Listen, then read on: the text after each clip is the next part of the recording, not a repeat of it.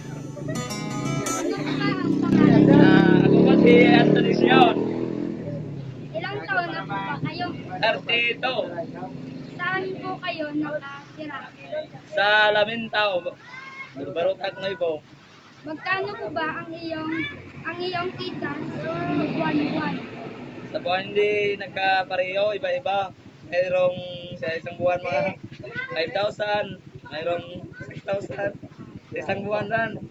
Pero sapat po ba ang iyong kita para sa araw-araw niyo na pamumuhay?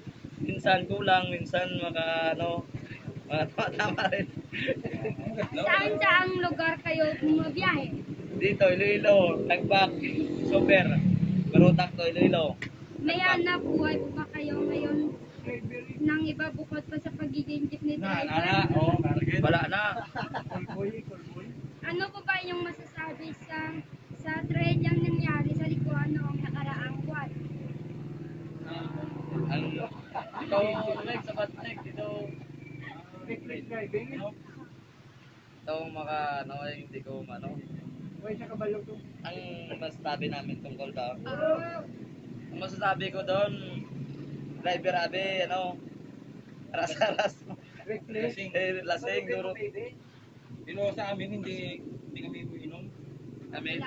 Oh. Ano po ba ang masasabi nyo sa mga jeepney drivers na pasaway? Ang masasabi naman sa mga pasaway, sana mag-ingat sa Pagbibiyahe? pagbabiyahe. Bawal uminom pag nagbabiyahe. Maraming salamat. Okay po.